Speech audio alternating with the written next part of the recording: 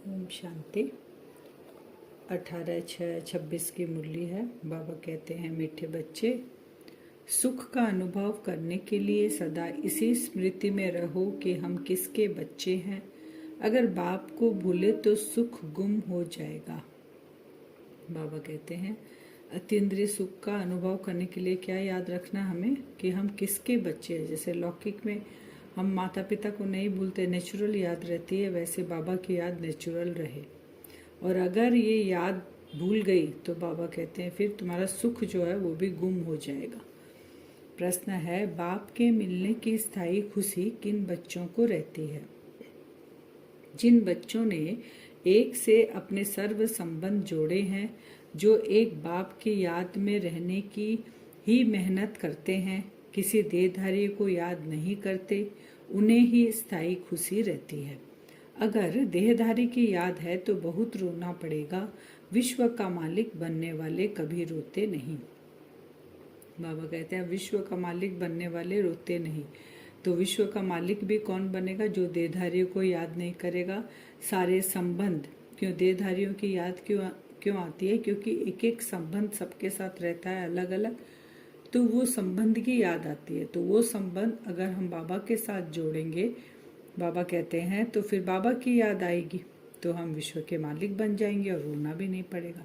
गीत है, बचपन के दिन भुला न देना, आज हंसे कल रुला न देना। माने बाबा के जब से बने ये बचपन जो हमारा है, हम किसके बच्चे हैं, मेरा पिता कौन है, इसको अगर भूल गए तो रोना पड़ेगा। सब भगवान के बच्चे हैं। सब कहते हैं, हे बाबा, हे परमपिता परमात्मा, रक्षा करो। परंतु बाप से रक्षा कब होती है यह किसी को भी पता नहीं है। बाबा को पुकारते हैं द्वापर युग से, परमात्मा को, हे भगवान, हे ईश्वर, आके हमारी रक्षा करो, लेकिन वो कब आकर करता है और किससे हमारी रक्षा करता है ये कोई भी नहीं जानता।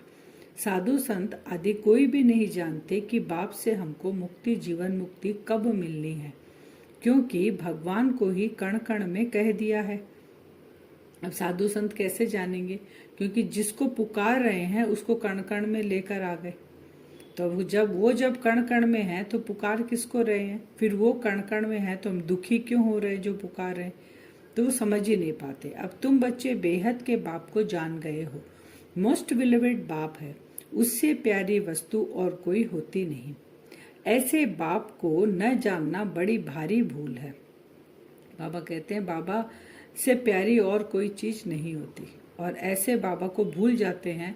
बाबा कहते हैं कि बहुत बड़ी भूल करते हैं और फिर पछताते हैं और फिर रोना भी उसी को पड़ेगा।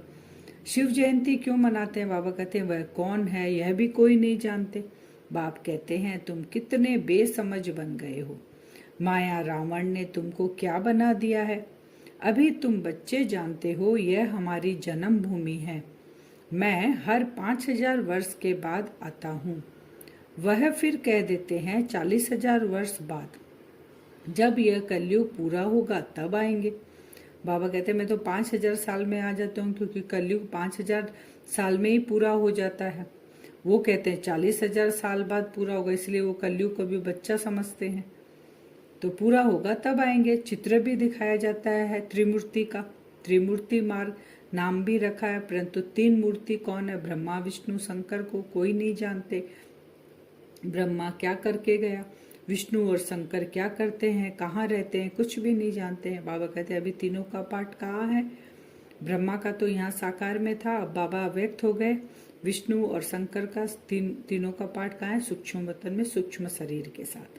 तो कहाँ रहते हैं? कुछ भी नहीं जानते, बिल्कुल ही घोर अंधियारे में है। बाप है रचयिता, उनकी यह कितनी बड़ी रचना है, कितना बेहद का नाटक है। इसमें बेहद के मनुष्य रहते हैं। आज से 5000 वर्ष पहले जब सतयुग था, भारत में जब इन लक्ष्मी नारायण का राज्य था, तो और कोई राज्य नहीं था। बाबा कहते हैं, सतयुग में और कोई राज्य माने और धर्म वाले नहीं, केवल देवी देवता धर्म ही रहेंगे सतयुग और त्रेता में, जिनको भगवती श्री लक्ष्मी, भगवान श्री नारायण कहा जाता है। राम सीता को भी भगवान राम, भगवती सीता कहते हैं। अब ये भगवान नारायण, भगवती लक्ष्मी कहाँ से आए? अब ये जो सतयुग स्थापन हुआ उसमें ये राज्य कर रहे हैं, कहाँ से आए? राज्य करके गए हैं, परंतु उनकी जीवन कहानी तो एक भी नहीं जानते, क्योंकि पिछले पास्ट के जन्म में उन्होंने ये प्रारब्ध पाई है। भगवान आकर इनको भगवान भगवती बनाते हैं। इन्होंने पुरुषार्थ किया ये कोई भी नहीं जानते, सिर्फ गाते रहते हैं, हे भगवान दुख हरता सुख करता, परंतु ये किसकी बुद्धि में नहीं आता वह दुख हरता सुख करता कैसे है। कौन सा सुख सबको दिया और कब सबका दुख हरा कुछ भी नहीं जानते। बाबा दुख कब हरा? अभी कलयुग के लास्ट में सब आत्माएं दुखी हैं, सबके दुख को हरण करता है बाबा, सबको सुख देता है। सुख में बाबा किसी को मुक्ति किसी को जीवन मुक्ति मिलता है, और सतयुग और त्रेता वाली आत्मा को मुक्ति जीवन मुक्ति दोनों मिलता है। तो सन्यासी लोग कहते हैं ज्योति ज्योत समाया, कोई फिर कहते हैं निर्वाण धाम गया। निर्वाण भी तो लोक है ना, वह तो निवास स्थान है। ज्योति ज्योत में लीन होने की बात ही नहीं, ज्योति में मिल जाए तो फिर तो आत्मा ही खत्म हो जाए। साधु सन्यासी अलग अलग कहते हैं, कोई कहते हैं निर्वाण धाम माने परम धाम गया, तो बाबा कहते वो तो रहने का स्थान है, वहां गई आत्मा तो ठीक है, लेकिन ज्योति ज्योत में कैसे समाएगी? ज्योति ज्योत में समा गई तो आत्मा का अस्तित्व खत्म हो गया, लेकिन आत्मा तो अजर अमर अविनाशी है, तो खत्म कैसे होगी? तो खेल ही खत्म हो जाए फिर तो। इस ड्रामा से कोई भी आत्मा छूट नहीं सकती, कोई भी मोक्ष को पा नहीं सकती। बाबा ने कहा ऐसा नहीं कि जन्म मरण के चक्र में नहीं आएंगे और परम धाम में जाके मोक्ष हो जाएगा, ऐसा नहीं है। बाबा ने कहा जरूर आना है जन्म मरण के चक्र में। बाप कहते हैं तुम्हारी शक्ल तो मनुष्य की है, जो इन देवताओं की भी थी। सतयुग आदि में देवताएं थे, उन्हों का 2500 साल वर्ष राज्य चला, बाकी 2500 वर्ष की बात है जिसमें और सब धर्म आते हैं। बाबा क्लियर करके समझा रहे हैं 5000 साल का जो ये ड्रामा है कैसे चलता है। 2500 साल यानी 21 जन्म बाबा कहते हैं सतयुग और त्रेता में सुख के होते हैं हमारे 21 जन्म, और उसके बाद द्वापर युग से 2500 साल में बाकी और धर्म स्थापक आते हैं। 5000 वर्ष के बदले मनुष्य कह देते लाखों वर्ष कल्प वृक्ष की आयु है, परंतु तुम्हारी बात समझने के लिए भी नहीं आएंगे। हाँ आएंगे भी वही जिन्होंने कल पहले आकर समझा होगा। बाबा कहते सब तुम्हारी बात नहीं समझेंगे। आज 800 करोड़ से ऊपर आत्माएं हैं, सारी थोड़ी समझेगी। अगर सारे समझे तो बाबा कहते सतयुग में त्रेता में सबको ले जाना पड़े, लेकिन सतयुग त्रेता के एंड तक पॉपुलेशन ही 33 करोड़ है, तो समझेगी भी वही जिस आत्मा के अंदर देवी संस्कार है, जो आत्मा सतयुग त्रेता में पाठ बजा कर गई है उसी को टच होगा। पहले तो समझना है एक हद का सन्यास, जो सन्यासी लोग घर बार छोड़ जाए जंगल में रहते हैं।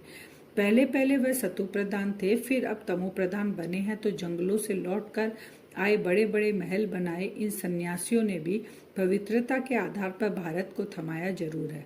सन्यासी द्वापर युग से आना शुरू हुए, तो बाबा कहते जब देवी देवता वाम मार्ग में गए, जब बहुत बड़ी हलचल शुरू हुई पवित्रता से अपवित्रता की ओर, माने देही थे आत्माभिमानी थे, देह भान में जब आने लग गए तो सन्यासी पवित्र रहते थे, सतो प्रधान थे, जंगल में चले जाते थे। बाबा कहते लेकिन आजकल वापस आकर शहरों में बड़े बड़े महल बनाते हैं। भारत की सेवा की सन्यासियों ने भी थमाया भारत को। यह सन्यास धर्म नहीं होता तो भारत एकदम विकारों में जल मरता, पतित बन जाता। यह भी ड्रामा बना हुआ है। उन्होंने पहले पवित्रता की ताकत थी जिससे भारत को थमाया है। इन देवताओं का जब राज्य था तो भारत कितना साहूकार था। बाबा कहते हैं इन्हों के इतने बड़े बड़े हीरे जवाहरत के महल थे, वह सब कहाँ गए?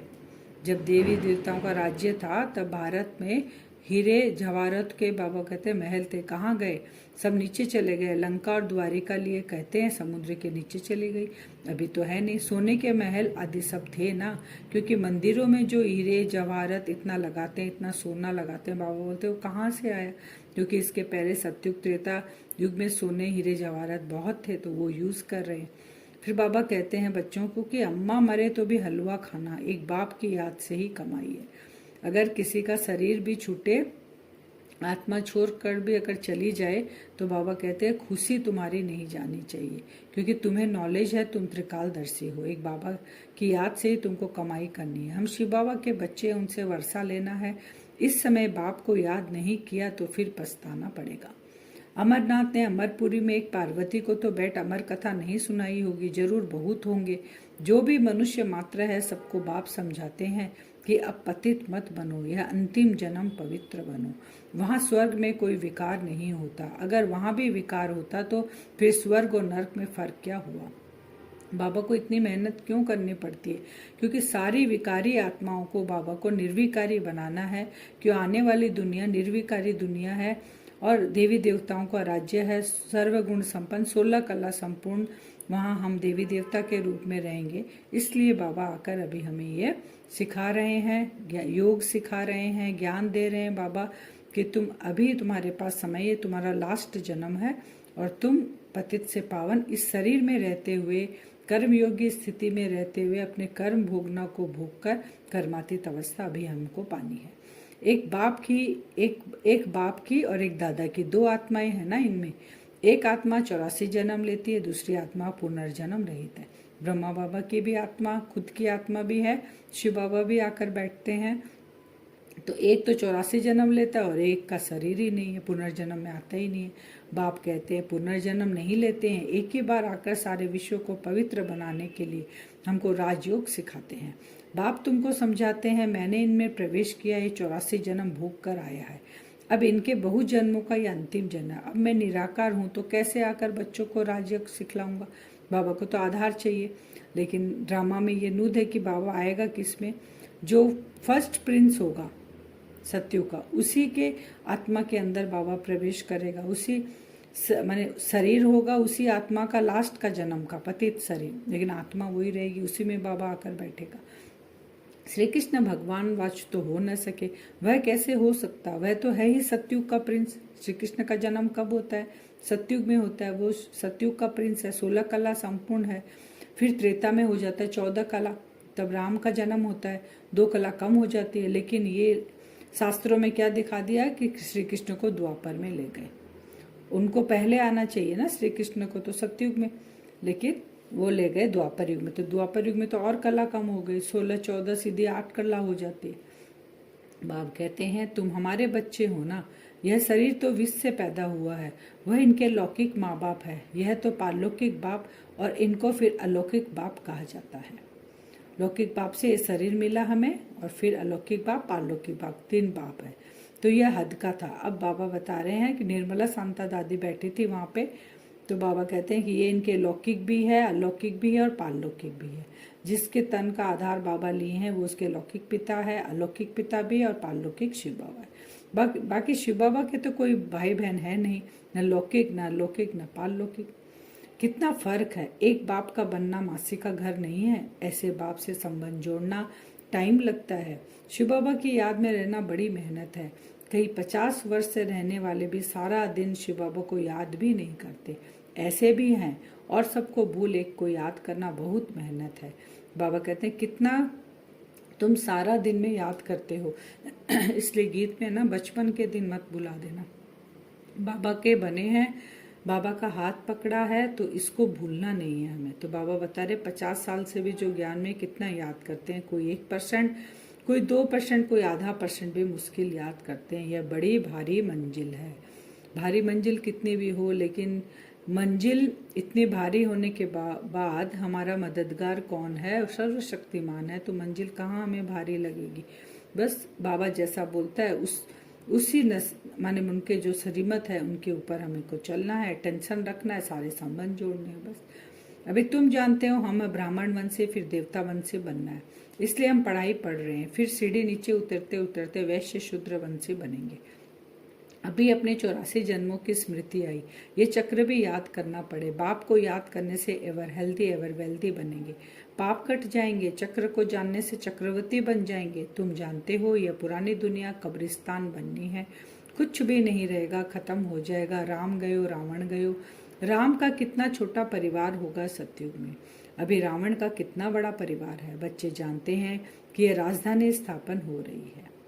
देखिए यहाँ लौकिक में भी अगर नेचुरल कैलेमिटीज कोई आने वाली होती है, 2-4 दिन पहले गवर्नमेंट से हमको अनाउंसमेंट मिलता है, कितनी न्यूज़ आती है मीडिया से कि आंधी आने वाली है, तूफान आने वाला है, या इतनी बड़ी बारिश होने वाली है, कुछ भी। तो उसके लिए क्या करते हैं, आगे से कितनी व्यवस्था करते हैं, तैयारी करते हैं। तो बाबा हमें बता रहे हैं ये जो दुनिया हम इन आंखों से देखते हैं कब्रिस्तान है, ये कब्रिस्तान बनने वाली है ये दुनिया। तो अभी तुम अपनी बुद्धि योग, मन बुद्धि योग हटाकर बाबा में लगा लो।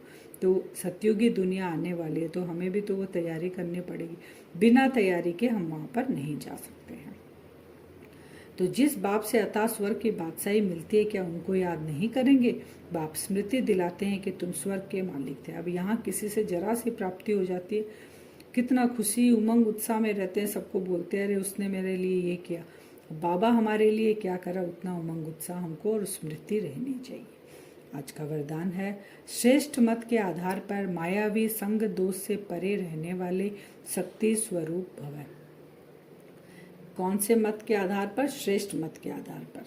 तो बाबा कह रहे हैं मायावी संग दोष हमको छू भी नहीं सकेंगे और हमारा स्वरूप कैसा हो जाएगा? शक्ति स्वरूप। क्योंकि हम किसकी शक्ति हैं? शिव की शक्ति हैं। तो बच्चों की एक कंप्लेन रहती है कि संबंधी नहीं सुनते, संग अच्छा नहीं, इस कारण शक्तिशाली नहीं बन सकते। लेकिन श्रेष्ठ मत के आधार पर ज्ञान स्वरूप शक्ति स्वरूप के वरदानी बन अपनी स्थिति को अचल बनाओ, साक्षी होकर हर एक का पाठ देखो, अपने सतोगुणी पाठ में स्थित रहो, सदा बाप के संग में रहो, तो तमोगुणी आत्मा के संग के रंग का प्रभाव पड़ नहीं सकता। संग का रंग बाबा का लगा हुआ रहे तो तमोगुणी का नजर पड़ ही नहीं सकती। स्लोगन, कर्मयोगी वह है जो कर्म के कल्प वृक्ष की डाली पर बैठ कर्म करते भी उपराम स्थिति में रहते हैं। कर्मयोगी वह है जो कल्प वृक्ष की डाली पे रहेगा। डाली पे बैठा हुआ क्या होता है? पक्षी उड़ जाता है ना, थोड़ी सी हवा चलती है तो सेफ हो जाता है, उड़कर चला जाता है। इसलिए देखेंगे कभी पक्षी ना, पेड़ भी अगर गिरता ना, पक्षी मरे हुए नहीं रहते, वो उड़ जाते हैं। तो वैसे भी हम भी कर्म के डाली पर बैठे रहेंगे, उपराम होकर रहेंगे और साक्षी होकर देखेंगे, परिस्थिति आई उड़ चलेंगे बाबा के पास। जैसे फिर अव्यक्त सारे हैं, सदा हर्षित रहने के लिए अपने नेचर को सरल बनाओ, सहनशील बनाओ। जैसे कोई की विशेष नेचर होती है, उस नेचर के वश न चाहते भी चलते रहते हैं। कहते हैं चाहते नहीं हूँ लेकिन मेरी यह नेचर है। अब किसी की झूठ बोलने की नेचर है, किसी का अलबेलापन का है, तो वो अपने आप ही हो जाता है। तो ऐसे आप बच्चों के सरल नेचर हो, जो सबको अनुभव हो कि यह सहज योगी स्वतः योगी है। क्या करूं, कैसे योग लगाऊं, ये बातें खत्म है ही सदा सहयोगी अर्थात योगी। इसी एक बात को नेचर और नेचुरल करने से सभी सब्जेक्ट में परफेक्ट हो जाएंगे। क्या होनी चाहिए नेचुरल नेचर? कि हम तो है ही योगी आत्मा, हम तो है ही बाबा के, तो ये नेचुरल याद रहेगी। अब हम योग करेंगे, अपने आप को देखेंगे। भ्रकुटी सिंहासन पर मैं आत्मा चमक रही हूँ।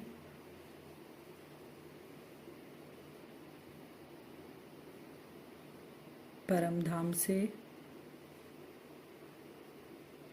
बाबा से किरणें निकलकर लाल रंग की किरणों को देखेंगे। लाल रंग की किरणें शक्ति का रूप होती है। बाबा से लाल रंग की किरणें निकलकर मुझ आत्मा के ऊपर पड़ रही है। मुझ आत्मा के अंदर जो भी कड़े संस्कार है, देहधारियों के संग का,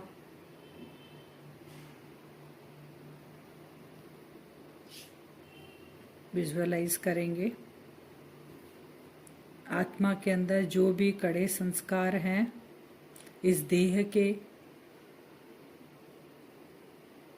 के संबंध, देह के जो वैभव पदार्थ, इस पुरानी दुनिया का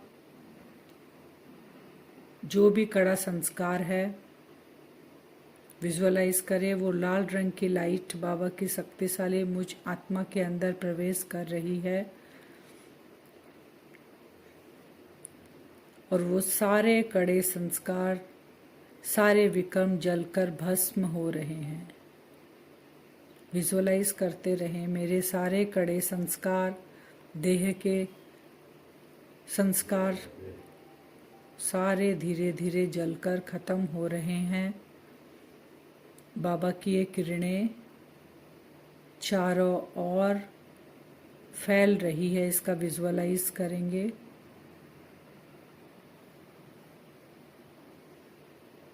मैं शक्ति स्वरूप आत्मा हूँ। ये स्वमान लेंगे और उसी स्वरूप में स्थित होंगे। साथ साथ अनुभव भी करेंगे और दूसरों को अनुभव भी कराएंगे।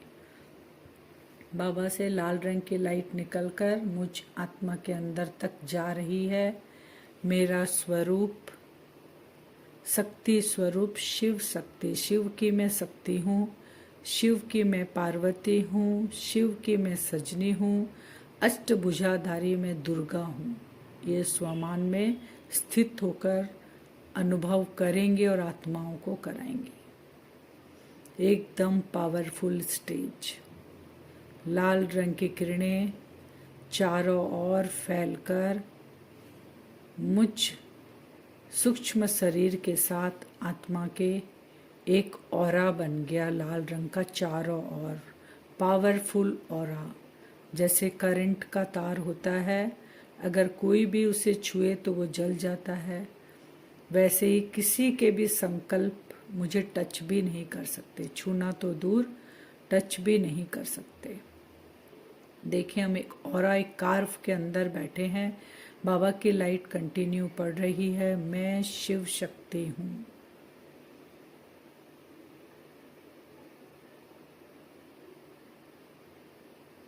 मैं शिव शक्ति आत्मा, मुझे कोई भी बाहर का आकर्षण आकर्षित नहीं कर सकता। मेरा संबंध बस अपने एक शिव साजन के साथ, और किसी के साथ मेरा कोई संबंध नहीं। जो पाठ मिला है साक्षी होकर उसको बजा रही हूँ।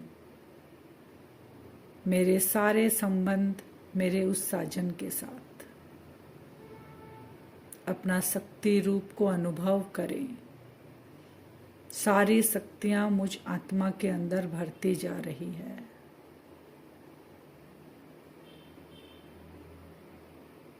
इतना पावरफुल ऑरा, जो मेरे साथ घर में रहते हैं उनके पास ये वाइब्रेशन पहुंच रहा है। वो दौड़े दौड़े मेरे नज़दीक आकर बैठ गए। ऐसी अचल स्थिति को देखकर वो आत्माएं भी परिवर्तन होने लग गई। अपने इष्ट रूप को सामने देखकर वो भी परिवर्तन होने लग गई। शिव शक्ति का दर्शन कर रही हैं वो आत्माएं। ये वाइब्रेशन जिस एरिया में हम रहते हैं वहाँ धीरे धीरे फैलकर जिस शहर में हम रहते हैं सबको आकर्षित करने लग गया। ये वाइब्रेशन सबको टच हो रहा है, सब आकर्षित हो रहे हैं। मेरा संबंध केवल शिव के साथ, शिव सज्जन के साथ। ऐसा विजुअलाइज करेंगे हम सारा दिन। बाबा की शिव शक्ति बनकर ये वाइब्रेशन चारों ओर फैलाएंगे। ओम शांति।